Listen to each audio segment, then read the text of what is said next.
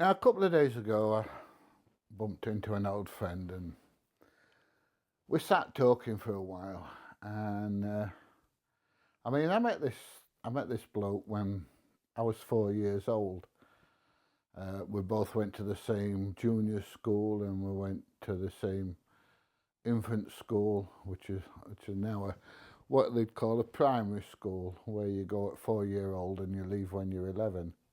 When I was young, you started off at an infant school, and then when you were 7 years old, you left there and you went to a junior school, and then when you was 11 years old, you left and went to what we used to call their big school.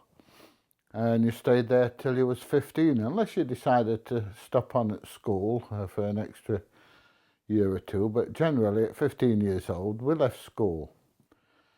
And we got talking about how things have changed. And first of all, we started talking about what we did when we left school. Now I was 15 years old. I was 15 in September, and the following Easter, that's it, I was gone. I was in the army. And at 15 years old, he started working at the coal mines. Now, at 15, obviously, he didn't go underground. He was a fitter. And so he spent some time at the coal board, and he spent some time at college learning his trade. Now, like I say, we actually got talking about how things have changed since we were kids. And one of the things that came up was how 15-year-olds are different now to when we were kids, when we were 15, and how much education has changed. I mean, when I left school, I think there might have been perhaps one or two out of my year that actually went to university. And now there's a much higher percentage of kids go to university nowadays than there ever was when I was at school. And as far as I was concerned, when I was at school, education was to teach you to manage in life as an occupation, to manage the occupation of one of three things. You were either going to go in the forces, like I went in the army. You were going to go down the coal mines, like he did, or you were going to work in a factory. And that's how I would say 95% of the kids at the school when I was at school were educated. We were educated towards manual labour, mostly, or, cannon fodder, so to speak. But things have changed so much now. Kids nowadays, they're still at school at 19, 20 years old. They finish school at 16, 17. A lot of them go on to not higher education, university and things like that, but they go to what they call a post-16 college, where they go and have another 2 years at school until they're 18. And then a lot of those from there will carry on and go to university. And if they don't go to a post-16 centre, they tend to go to a normal college, like the one in Worksop is North Notts College. And they will learn things like, more practical skills, car maintenance, hairdressing for girls, and, woodworking and all sorts of things like that. So, whereas we had to grow up at 15 because we was either in a factory or working at the pit or in the forces, the kids at 17, 18 are still kids, really. And they're still treated as kids. And some of that is down to, I don't know, I suppose the way they were brought up as kids and the way we were brought up as kids. I mean, when I was a child at 5 and 6 years old, I used to play on the street, on the front, football and things. And my parents weren't outside. My parents were in the house doing what they needed to do. My dad was at work. My mum was, either at work or doing the housework and things like that. And we'd be outside on the street. I mean, the street was a dead-end street. It was nice and quiet. But we'd be out there. We'd be riding our bikes. We'd be playing football. We'd be playing whatever it was we wanted to play. We could always find something to do. There was none of this internet and gaming and all that kind of stuff. Things were so different then. Things like TV. The TV didn't used to come on till 5 o'clock in an evening. And like Sunday night through to Thursday night, the TV used to go off at 10:30, 11 o'clock at night, if that.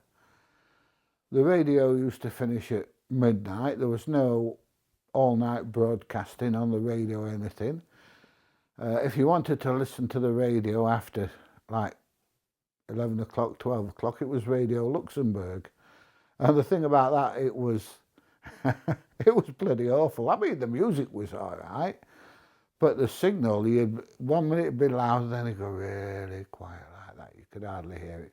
And then it'd go loud again, and there was lots of interference and stuff like that. But even that used to go off at 3 o'clock in the morning. If you worked in a factory and you were on night shift, there was no music.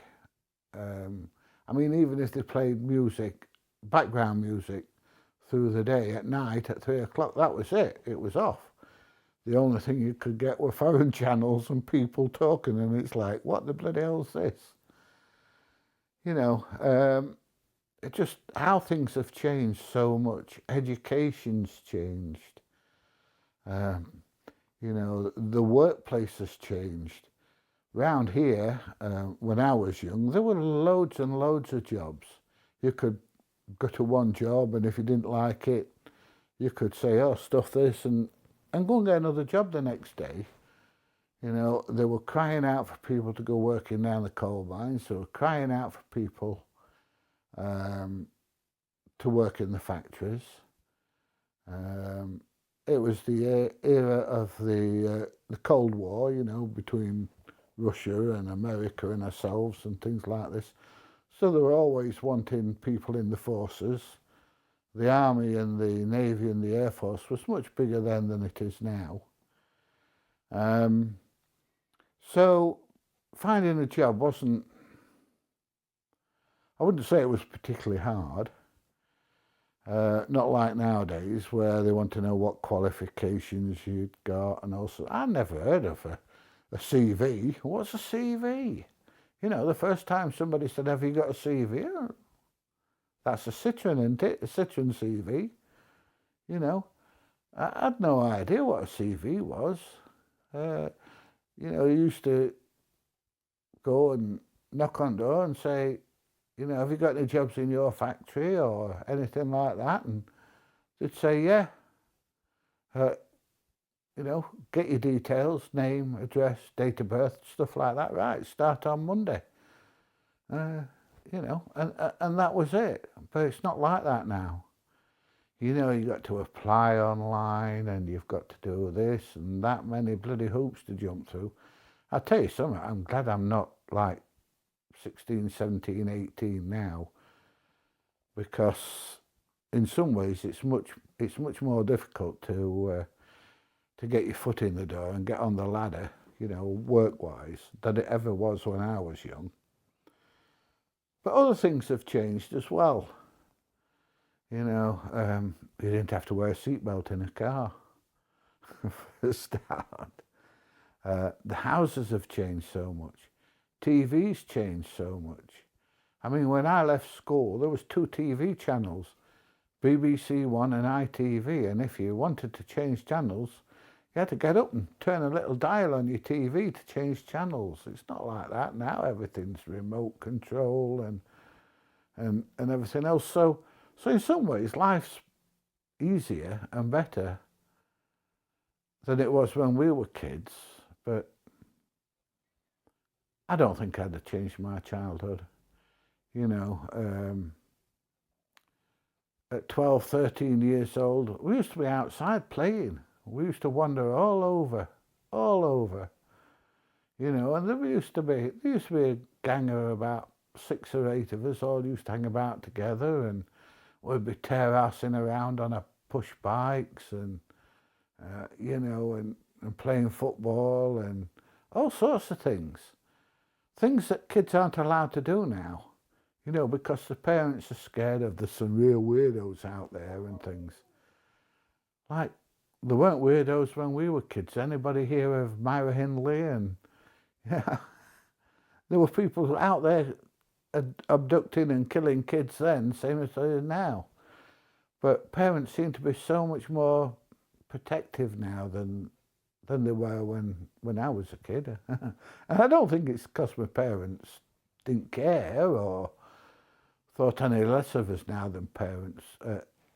Thought any less of us then than they do now, but just things were so, you know, I keep saying this, things were so different. Life was so different. Yeah, you know, when Christmas came, you didn't want a Game Boy or an Xbox, you wanted a bike.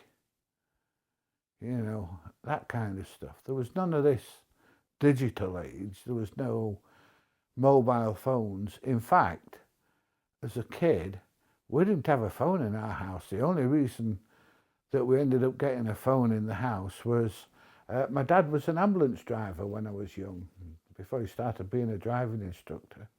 My dad was an ambulance driver, and they wanted him to have a phone because as an ambulance driver, if ever there was an emergency, they could get in touch with him and ring him and get him to come in. And phones were so different. There were no cordless phones or anything like that. They were big brick things with a dial on the front. You used to put your finger in on the number and turn it round and then let it go, and it go tick, tick, tick, tick, tick, tick, tick, and then you'd pick the next number and dial it. And everybody knew the telephone numbers. You know, you'd know the phone number of your grandmother if they'd got a phone, your friend's phone number and things like that. Nobody knows any telephone numbers now. I couldn't tell you the phone number of Mrs. PJ's mobile number or any of my kids off the top of my head. Whereas when I was young and, you know, used to have to dial it, everybody knew the friends' phone numbers and the relatives' phone numbers. Or most people did anyway. So it's a completely different world. When I was, and I'm going to go into this in a bit more detail in a future video, but when I was little, the toilet was outside. There was a gap about that big at the bottom of the toilet and a gap about that big at the top of the toilet, and it's where the spiders used to live, you know. And you didn't sit on the toilet reading or anything like that, especially in the winter. It was too bloody cold, and if you wanted the toilet at 2 o'clock in the morning on a January morning, you were in and out, and you were in and out bloody quick, I'll tell you. It was bloody cold. Anyway, we're going to go into all this in a little bit in a future video. This is just a bit like an intro into future videos where I talk about how much things have changed. Anyway, if you want to follow this video and you want to support me, please give it a thumbs up, please share, please subscribe. And guess what? I'll see you in the next one. Bye everybody. I'll see you soon.